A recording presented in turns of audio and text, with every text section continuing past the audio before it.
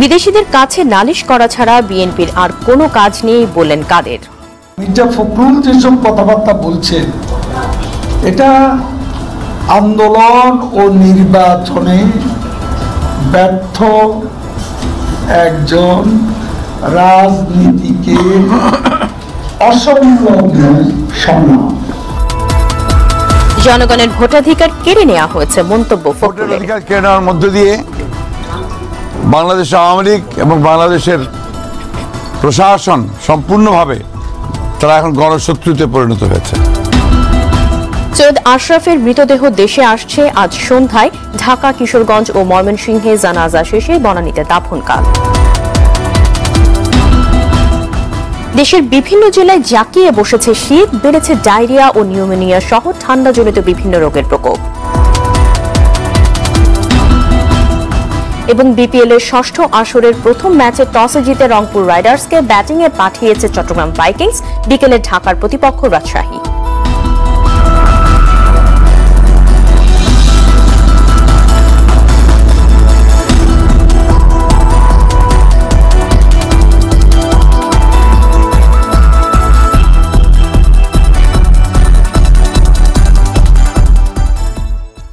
আসসালামু আলাইকুম, স্বাগত জানাচ্ছি আরটিভি দুপুরের সংবাদে। শুনছিলেন মার্কেন্টাইল ব্যাংক সংবাদ শিরোনাম। আপনাদের সঙ্গে আছি আমি কামরুন নাহার রবি।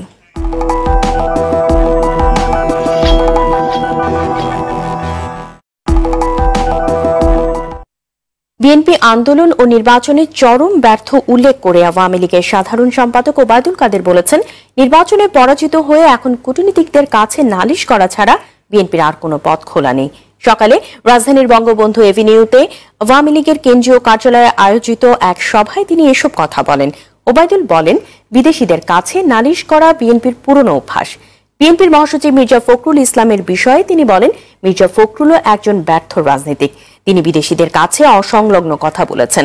জনগণের নির্বাচনে জয়ের মূল শক্তি জানিয়ে দেশবাসীকে আওয়ামী লীগের পাশে থাকার জন্য সাধুবাদ জানান ওবায়দুল কাদের।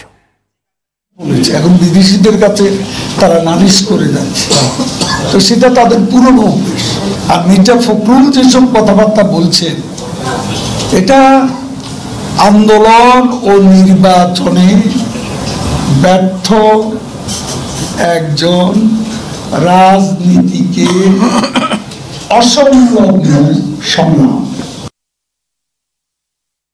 বিএনপির মহাসচিব মির্জা ফখরুল ইসলাম আলমগীর বলেছেন, রাষ্ট্রীয় সন্ত্রাসের মধ্য দিয়ে একাদশ জাতীয় সংসদ নির্বাচনে জনগণের ভোটাধিকার কেড়ে নেওয়া হয়েছে। দেশের প্রশাসন এখন সম্পূর্ণভাবে গণশত্রুতে পরিণত হয়েছে। সকালে নোয়াখালীতে যাওয়ার পথে যাত্রা বিরতিকালে কুমিল্লার আলেখার চরে একটি হোটেলে সাংবাদিকদের সঙ্গে তিনি এসব কথা বলেন। রাষ্ট্রীয় সন্ত্রাসের মধ্যে দিয়ে একাদশ জাতীয় সংসদ নির্বাচন জনগণের ভোটের অধিকার কেড়ে নেওয়া হলো আবার, এবং এই ভোটের অধিকার কেড়ে নেওয়ার মধ্য দিয়ে বাংলাদেশ আওয়ামী লীগ এবং বাংলাদেশের প্রশাসন সম্পূর্ণভাবে তারা এখন গণশত্রুতে পরিণত হয়েছে। আওয়ামী লীগ নেতা ও জনপ্রশাসন মন্ত্রী সৈয়দ আশরাফুল ইসলামের মরদেহ আজ সন্ধ্যায় ঢাকায় আনা হচ্ছে। আগামীকাল বনানী কবরস্থানে তাকে দাফন করা হবে। এর আগে রাজধানী সহ কিশোরগঞ্জের শোলাকিয়া মাঠে তার জানাজা অনুষ্ঠিত হবে। বিকেল 5:30টায় ব্যাংকক থেকে বিমান বাংলাদেশ এয়ারলাইন্সের একটি ফ্লাইটে সন্ধ্যায় হযরত শাহজালাল আন্তর্জাতিক বিমানবন্দরে পৌঁছবে সৈয়দ আশরাফের মরদেহ। আওয়ামী লীগের বর্তমান সাধারণ সম্পাদক ওবায়দুল কাদেরের নেতৃত্বে অন্য নেতারা বিমানবন্দরে দলের সাবেক সাধারণ সম্পাদক সৈয়দ আশরাফের কফিন গ্রহণ করবেন। বিমানবন্দর থেকে সৈয়দ আশরাফের কফিন সরাসরি নিয়ে যাওয়া হবে তার সরকারি বাসভবন বেইলি রোডে। সেখান থেকে নিয়ে রাতে মরদেহ রাখা হবে সম্মিলিত সামরিক হাসপাতালের হিমঘরে। রোববার সকাল 10:30টায় সংসদ ভবনের দক্ষিণ প্লাজায় সৈয়দ আশরাফের জানাজা হবে। এরপর হেলিকপ্টারে করে মরদেহ নেওয়া হবে সৈয়দ আশরাফের গ্রামের বাড়ি কিশোরগঞ্জে।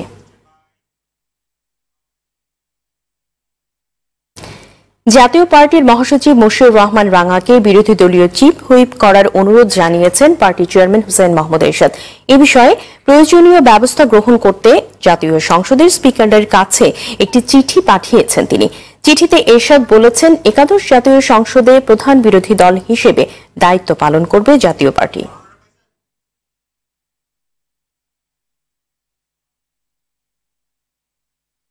বিএনপি সরকারের সময় নোয়াখালী সেনবাগের কোনো উন্নয়ন হয়নি উল্লেখ করে নোয়াখালী 2 আসনের নবনির্বাচিত সংসদ সদস্য আলহাজ মোর্শেদ আলম সেনবাগকে আধুনিক নগরী হিসেবে গড়ে তোলার আশাবাদ ব্যক্ত করেছেন। একই সঙ্গে নিজের সংসদীয় এলাকার সব সমস্যা সমাধানের আশ্বাস দিয়েছেন তিনি। সকালে রাজধানীর কারওয়ান বাজারে আরটিভি কার্যালয় পরিদর্শনে এসে এই আশাবাদ ব্যক্ত করেন আরটিভির চেয়ারম্যান মোর্শেদ আলম এমপি। এই সময় নিজের সংসদীয় এলাকার রাস্তাঘাট উন্নয়ন সহ 100% বিদ্যুৎ সুবিধা নিশ্চিত করার কথাও জানান তিনি। এর আগে আরটিভির প্রধান নির্বাহী সৈয়দ আশিক রহমান তাকে ফুল দিয়ে শুভেচ্ছা জানান। অন্যান্যের মধ্যে উপস্থিত ছিলেন প্রতিষ্ঠানের deputy head of news Mamunur Rahman সহ আরটিভি পরিবারের সদস্যরা। নির্বাচনে নিরঙ্কুশ সংখ্যাগরিষ্ঠতা লাভ করছি আমি, মানুষ ভোট দিছে। 40 বছর আওয়ামী লীগ এমপি ছিল না, যারা জনাবদিন ফারুক ছিল 20 বছর, সে এমন কোনো কাজে করে নাই। তো মানুষের আশা সেনবাগকে সুন্দরভাবে গড়ে তোলা। আমারও আশা সকল রকম অবকাঠামোগত যত কাজগুলি আছে, ব্রিজ, কালভার্ট, রাস্তাঘাট, বিদ্যুৎ 94% হয়ে গেছে। উন্নয়নের ছোঁয়া কিন্তু সেনবাগও লাগছে এবং এই 5 বছরে কিন্তু বাংলাদেশ আরো অনেক উন্নতি করবে, আরো অনেক ডেভেলপ করবে। চেষ্টা করবে ইনশাল্লাহ আমার সমস্ত অভিজ্ঞতা দিয়ে এলাকার উন্নয়ন করা, আইন শৃঙ্খলা ঠিক রাখা, মাদক মুক্ত সেনবাগ গড়ে তোলা। 40% কমাইতে পারছি, তা আশা করি এবার পুরো নির্মূল করবে। আর সেনবাগের অসমাপ্ত কাজগুলি সবগুলি ইনশাল্লাহ আমি শেষ করব। সেনবাগের মানুষের সুখ দুঃখের সাথে আমি থেকে কাজ করে যাব। নতুন সংসদ ও সরকারের কাছে উন্নয়নের ধারাবাহিকতা অব্যাহত চায় সবাই। পাশাপাশি দুর্নীতির মাত্রা হ্রাসে কঠোর পদক্ষেপ প্রত্যাশা করেন তারা। সেই সঙ্গে টেকসই উন্নয়নের দিকে সরকার গুরুত্ব দেবে বলেও আশা তাদের। সরকারি প্রতিষ্ঠানগুলোতে পদ্ধতিগত উন্নয়ন এবং জবাবদিহিতা বাড়িয়ে উন্নয়নকে ত্বরান্বিত করার পরামর্শ বিশেষজ্ঞ ও তরুণদের। খান আলামিনের রিপোর্টে বিস্তারিত। জাতীয় সংসদ ভবন দেশের 16 কোটি মানুষের আস্থার প্রতীক। কখনো কখনো এই ভবন আস্থার প্রতিদান দিতে পেরেছে, কখনো হতাশ করেছে দেশের মালিকদের। এভাবেই কেটে গেছে 10টি সংসদ নির্বাচন। 30 ডিসেম্বর একাদশ সংসদ নির্বাচনও হয়ে গেল। আওয়ামী লীগ নেতৃত্বাধীন মহাজোট একচেটিয়া জয় পেয়ে তারা তৃতীয়বার সরকার গঠনের পথে। এরই মধ্যে তাদের বিজয়ী সংসদ সদস্যরা শপথ নিয়েছেন, শুরু হয়ে গেছে একাদশ সংসদের পথ চলা। প্রতিটি সংসদের কাছে মানুষের কিছু প্রত্যাশার জায়গা থাকে। যেহেতু আওয়ামী লীগ সরকারের ধারাবাহিকতা অব্যাহত রয়েছে, সেহেতু উন্নয়নের ধারাবাহিকতা চান সবাই। ঢাকা বিশ্ববিদ্যালয়ের কয়েকজন শিক্ষার্থী নতুন সংসদ ও সরকারের কাছে চাইছেন একটি মানবিক বাংলাদেশ, দুর্নীতিমুক্ত ও জবাবদিহিতার বাংলাদেশ। ব্যাংক খাতটা যে আমাদের দুর্নীতির পরিমাণ এখনো অনেক বেশি, ভবিষ্যতে বেশি হওয়ার সম্ভাবনা আছে যদি এখানে এখন প্রপার দৃষ্টিকোণ না দেওয়া হয়। কি আমাদের সবচাইতে বড় সম্পদ হচ্ছে আমাদের 16 কোটি মানুষ, আমাদের 32 কোটি হাত আছে, তো এইগুলোকে আমাদের কাজে লাগাইতে হবে। প্রাইভেট সেক্টরগুলো আছে, সেটা কিন্তু একটা দেশের অর্থনৈতিক উন্নয়নের ক্ষেত্রে সব ক্ষেত্রে খুব গুরুত্বপূর্ণ ভূমিকা রাখে। ওই ক্ষেত্রে কিন্তু আমাদের নজর দেওয়া হচ্ছে না। যে কোনো একটা সেক্টরে যাবেন আপনি, কারণ যে কোনো একটা ডিপার্টমেন্টে যাবেন, আইন আদালতে যাবেন, সেখানে বছরের পর বছর দীর্ঘ মামলার জটিলতা থাকবে। প্রত্যেকটা সেক্টরে প্রায় একই জিনিস লক্ষ্য করা যায়, তো এদের মধ্যে সমন্বয়ের ব্যাপক অভাব। এই জিনিসটাতে যদি আমরা আরেকটু ইমপ্রুভমেন্ট করতে পারি, তাহলে মনে হয় এই রাষ্ট্রীয় যে অর্গানগুলো ওগুলো হচ্ছে সঠিকভাবে চলবে এবং হচ্ছে আমাদের উন্নয়নটা আরও বেশি ত্বরান্বিত হবে। গেল 5 বছরে অবকাঠামোগত উন্নয়ন অনেক হয়েছে। এবার টেকসই উন্নয়নের দিকে গুরুত্ব দিয়ে দেশকে আরো এগিয়ে নেওয়ার প্রত্যাশা ব্যক্ত করলেন এই বিশেষজ্ঞ। সরকারি প্রতিষ্ঠানগুলোতে পদ্ধতিগত উন্নয়ন করতে জবাবদিহিতা ও স্বচ্ছতা বাড়ানোর পরামর্শ দিলেন তিনি। প্রত্যেকটা প্রফেশনাল বডির ভেতরে প্রফেশনালিজম, এথিক্সটাকে আবার নতুন করে গ্রো করাতে হবে। সেখানে অ্যাকাউন্টেবিলিটি থাকতে হবে, সেখানে স্বচ্ছতা, ট্রান্সপারেন্সি থাকতে হবে। এই জিনিসগুলো যদি বর্তমান সরকার নিয়ে আসতে পারে, তাহলে বাংলাদেশটা উন্নয়নের সাথে সাথে বাকি যে প্রপঞ্চগুলো আছে সেইগুলো হাত ধরাধরি করে চললে আমার মনে হয় আসলেই বঙ্গবন্ধু সোনার বাংলাকে আমরা দেখতে পারবো আমাদের জীবিত অবস্থায়। তরুণদের কথা মাথায় রেখে যথাযথ কর্মসংস্থান তৈরি এবং উদ্যোক্তা বান্ধব অর্থনীতি গড়ে তোলার প্রত্যাশা নতুন সরকারের কাছে। খান আলামিন, আরটিভি, ঢাকা। একাদশ সংসদ নির্বাচনে বিএনপির ব্যাপক ভরাডুবির পর দলের তৃণমূল নেতাকর্মীদের মধ্যে দেখা দিয়েছে হতাশা ও অনিশ্চয়তা। এই অবস্থায় সামনের দিনে দল পুনর্গঠন ও পরিকল্পনা ঠিক করে আন্দোলনে যাওয়ার উপর জোর দেন দলটির নেতারা। এদিকে আওয়ামী লীগের মতে সংসদে না থাকলে ভবিষ্যতে একেবারে জনবিচ্ছিন্ন হয়ে পড়বে বিএনপি। রিপোর্ট করছেন ইহতরামুল হক। একাদশ জাতীয় সংসদ নির্বাচনে জয়ের পর শপথ গ্রহণ করেন আওয়ামী লীগ সহ বিভিন্ন দল ও স্বতন্ত্র প্রার্থীরা। তবে ফলাফল প্রত্যাখ্যান করে শপথ নেননি বিএনপি নেতৃত্বাধীন জাতীয় ঐক্যফ্রন্টের 7 সংসদ সদস্য। শপথের দিন পুনরায় নির্বাচনের দাবিতে ইসির কাছে স্মারকলিপি দেয় সরকার বিরোধী জোটটি। তবে বিএনপি শপথের বিপক্ষে থাকলেও দলটির একটি অংশ সংসদে যোগ দেওয়ার পক্ষে। তারা বলছেন এই মুহূর্তে এমন সিদ্ধান্ত নেওয়া যাবে না যাতে ভবিষ্যতে দল ক্ষতিগ্রস্ত হয়। তারা মনে করেন সংসদের ভিতরে বাইরে সরব থেকেই দেশ ও আন্তর্জাতিক সম্প্রদায়ের সমর্থন আদায় করতে হবে। সেই সঙ্গে দল গুছিয়ে আগামীতে আন্দোলনে যাবার পক্ষেও মত দেন এই নেতা। আমাদের আন্দোলন এমনভাবে আসবে যে এটাকে যদি বৃহৎ আকার আন্দোলন না করতে পারি তাহলে কিন্তু আমরা এগোতে পারবো না। আমি মনে করি এটা সম্ভব, তবে কৌশলগত আন্দোলন। সংসদে যেতে হলে আগে কাজগুলো আগে করতে হবে। আগের কাজ হয়ে গেলে করার পরে শপথ আরও সময় আসছে, 90 দিন পর সময় শেষ হয়ে যায়। কিন্তু বিটিভিতে আমরা আরও কিছু কাজ সংগঠনমূলক গঠনতন্ত্রমূলক কাজগুলো করতে পারি, তাহলে এগোতে পারবো। এদিকে আওয়ামী লীগ মনে করে ঐক্যফ্রন্টের 7 বিজয়ী প্রার্থীর সংসদে থাকা না থাকার সিদ্ধান্ত জোটের। তবে বিএনপি সংসদে থেকেও গুরুত্বপূর্ণ ভূমিকা রাখতে পারে বলে মনে করেন দলটির সাংগঠনিক সম্পাদক খালিদ মাহমুদ চৌধুরী। ভোটে অংশগ্রহণ করেছি, এটা জনগণ যাকে ভোট দিয়েছে নির্বাচিত হয়েছে। তাদের যারা নির্বাচিত হয়েছে জনরায়ের প্রতি সম্মান দেখে তাদের সংসদে যাওয়া উচিত বলে আমি মনে করি। যদি তারা না যায় তাহলে ভবিষ্যতের নির্বাচনী পলিটিক্সে তাদের পরিণাম আরো ভয়াবহ হবে। একাদশ জাতীয় সংসদ নির্বাচনে 298 আসনের মধ্যে 288টিতে জয় পেয়েছে মহাজোট। অন্যদিকে 7টি আসনে জয় পায় ঐক্যফ্রন্ট। ইহতরামুল হক, RTV, ঢাকা। নির্বাচন পরবর্তী প্রতিশোধ নিতে শুরু করেছে সরকার, এমন অভিযোগ করেছেন বিএনপির সিনিয়র যুগ্ম মহাসচিব রুহুল কবির রিজভী।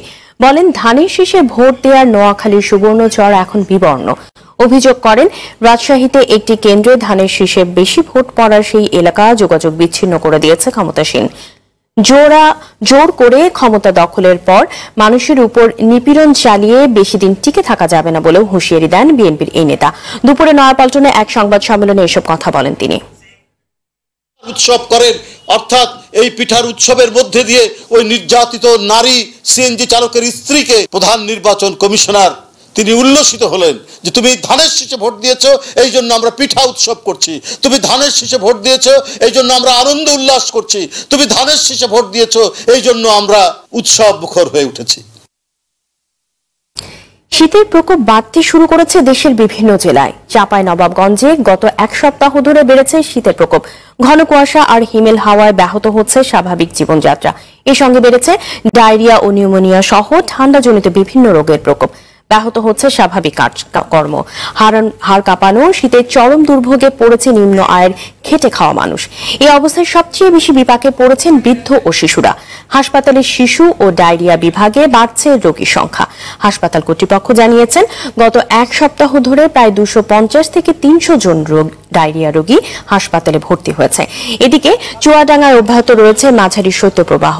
দিন দিন তাপমাত্রা হ্রাস পাওয়ায় বিপর্যস্ত হয়ে পড়েছে এখানকার জনজীবন। আজ জেলার সর্বনিম্ন তাপমাত্রা রেকর্ড করা হয়েছে 8 ডিগ্রি সেলসিয়াস। তবে দিন দিন তাপমাত্রা হ্রাস পাবে বলে জানিয়েছে আবহাওয়া অফিস। এছাড়া রাত থেকে কুয়াশা বৃষ্টি যোগ করেছে বাড়তি দুর্ভোগ।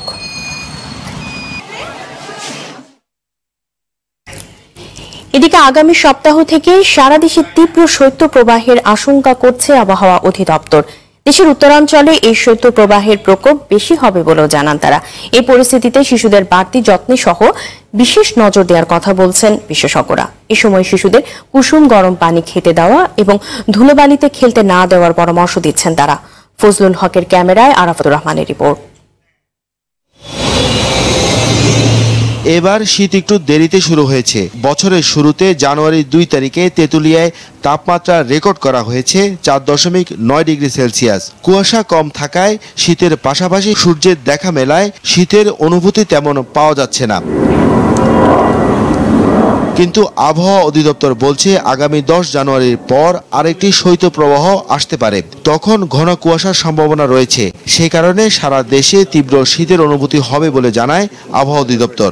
10 তারিখের পরে থেকে তার একটা তীব্র শৈত্যপ্রবাহ বয়ে যেতে পারে এবং এই শীতের তীব্রতাটা নির্ভর করবে আপনার যে সূর্যের আলোটা কখন আসছে এবং কতটুকু স্থায়ী হচ্ছে। সারা দেশে কোনো না কোনো জায়গায় শৈত্যপ্রবাহ কিন্তু আছে, তবে এটা যখন আপনার এই স্পেলটা যখন পুরোপুরি উঠে যাবে তারপরে যখন শুরু হবে তখন এটা বোঝা যাবে যে এটা কি, তার তীব্রতাটা কিরকম হবে, কতদিন স্থায়ী হবে। এদিকে এই শীতের কারণে সবচেয়ে বেশি বিপাকে পড়বে শিশুরা। সাধারণভাবে শিশু হাসপাতালে গড়ে 250 থেকে 300 রোগী ভর্তি হলেও এখন সেখানে প্রতিদিন 550-রও বেশি শিশু রোগী যাচ্ছে বলে জানায় হাসপাতালের চিকিৎসকরা। তাই শীতে শিশুদের ব্যাপারে বাড়তি নজর দেওয়ার কথা বললেন তারা।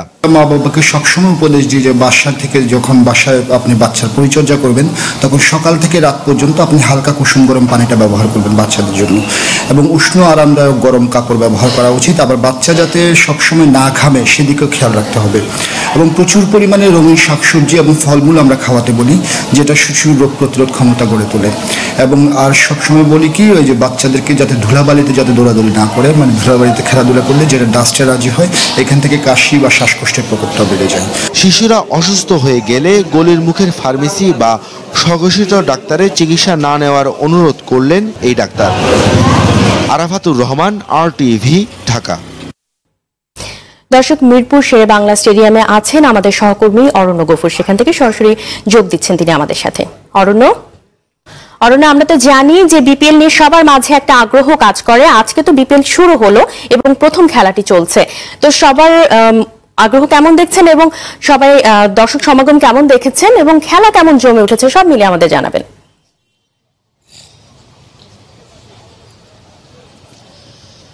আসলে টি-20 ফ্র্যাঞ্চাইজি ভিত্তিক যে খেলাগুলো হয় সেখানে কিন্তু উদ্বোধনী অনুষ্ঠান একটা বড় চমক হয়ে আসে। পাশাপাশি আপনার উদ্বোধনী ম্যাচটা কিন্তু একটা যথেষ্ট লড়াকু একটা ম্যাচ হয়, ফলে দর্শকদের প্রথম দিকেই দর্শক টেনে আনার জন্য যে যা করা দরকার সেগুলো কিন্তু আয়োজকদের মাথায় থাকে, সেগুলো করতে হয়। কিন্তু আমরা এবার দেখলাম যে কোনো উদ্বোধনী অনুষ্ঠান কিন্তু রাখা হয়নি, সাধারণভাবে বেলুন উড়িয়ে আজকে এই আসরের উদ্বোধন করেছেন আপনার বিসিবি সভাপতি নাজমুল হাসান পাপন। তারপরে কিন্তু ম্যাচ শুরু হয়েছে। আসলে দর্শকদের আগ্রহ উদ্দীপনা বরাবরই ভালো থাকে এবং আছে, কিন্তু আপনার মাত্র 12:30টায় ম্যাচ শুরু হওয়া এবং স্কুল কলেজের টাইম হওয়া, এই টাইমটা কিন্তু কিছুটা হলে পরে দর্শক খরার জন্য আসলে দায়ী আছে।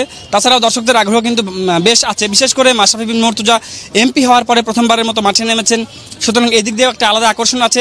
তাছাড়া রংপুর রাইডার্স আপনার ডিফেন্ডিং চ্যাম্পিয়ন, সেই দিকে দিয়েও একটা আকর্ষণ আছে যে তারা কেমন করে।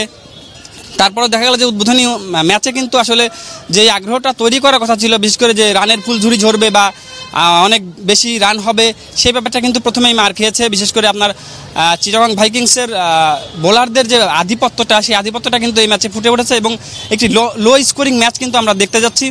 বিশেষ করে আপনার 100 রানের মধ্যেই কিন্তু মোটামুটি প্রথম ইনিংস গুটিয়ে গেছে। সুতরাং এখানে আপনার পরবর্তী রংপুর রাইডার্সের বোলাররা কী করেন সেটা কিন্তু একটা বিশেষভাবে লক্ষ্য রাখবেন দর্শকরা।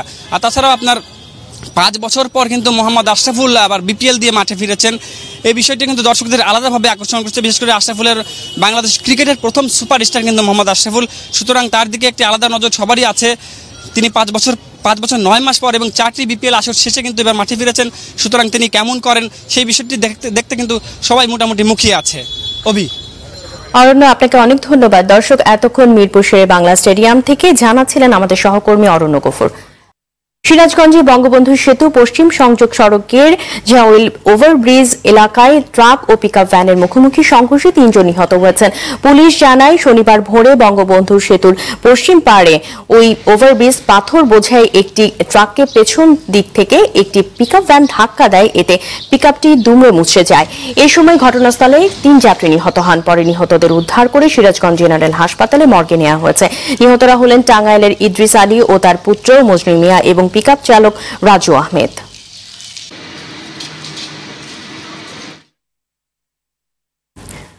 তিন জেলায় আলাদা ঘটনায় 4 জনের মরদেহ উদ্ধার হয়েছে। সকালে কক্সবাজারের টেকনাফ উপজেলার মেরিন ড্রাইভ সড়কের পাশের বালুচর থেকে 2 রোহিঙ্গার মরদেহ উদ্ধার করে পুলিশ। এরা হলেন রোহিঙ্গা ক্যাম্পের খায়রুল আমিন ও আব্দুল্লাহ। পুলিশের দাবি, নিহত 2 জন মাদক ব্যবসায়ী। ইয়াবা ব্যবসা নিয়ে বিরোধে দুপক্ষের গোলাগুলিতে তাদের মৃত্যু হয়েছে। এদিকে দিনাজপুরের হিলির জাঙ্গই বাজার এলাকা থেকে ব্যবসায়ী এজাজুল হকের মরদেহ উদ্ধার করেছে পুলিশ। নড়াইলের লোহাগড়া উপজেলার সারল বাগডাঙ্গা গ্রামে গৃহবধূ হাজের বেগমকে কুপিয়ে হত্যা করেছে দুর্বৃত্তরা। বাড়ির পাশে পুকুর পাড় থেকে তার মরদেহ উদ্ধার করা হয়। ঝিনাইদহের হরিণাকুণ্ডুতে চুরির অভিযোগে রানা নামে এক যুবককে গাছের সঙ্গে ঝুলিয়ে নির্যাতনের অভিযোগ উঠেছে। পরে নির্যাতনের ঘটনাটির ভিডিও সামাজিক যোগাযোগ মাধ্যমে ভাইরাল হলে ঘটনা জানাজানি হয়ে যায়। এই ঘটনার সত্যতা স্বীকার করেন স্থানীয় ইউপি সদস্য ও চেয়ারম্যান। এর সঙ্গে জড়িতদের দৃষ্টান্তমূলক শাস্তিরও দাবি করেন তারা। এদিকে গেল রাতের দিকে অভিযুক্ত নির্যাতনকারী শাহিনুর রহমান তুহিনকে গ্রেপ্তার করেছে পুলিশ। দুপুরে সংবাদ শেষ করার আগে মার্কেন্টাইল ব্যাংক সংবাদ শিরোনামগুলো জানিয়ে দিচ্ছি আরো একবার।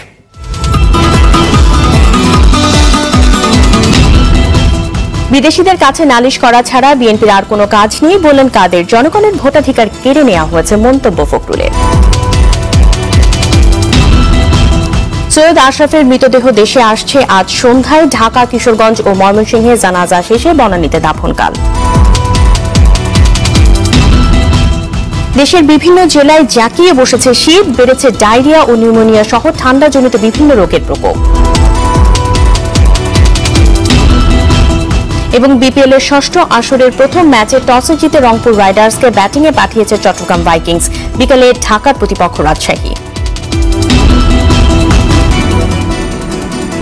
দুপুরের সংবাদ এই পর্যন্তই। আরটিভি সবশেষ সংবাদ জানতে যেকোনো মোবাইল ফোন থেকে 2414 নম্বরে ডায়াল করুন। আর মোবাইল ফোনের সংবাদ দেখতে অ্যাপ স্টোর, গুগল প্লে বা উইন্ডোজ স্টোর থেকে ডাউনলোড করুন আরটিভি অ্যাপস। এছাড়াও তাৎক্ষণিক ও বিনোদন সংবাদ জানতে বিশ্বের যেকোনো প্রান্ত থেকে ভিজিট করুন rtvonline.com এবং youtube.com/rtvnews। ধন্যবাদ সবাইকে।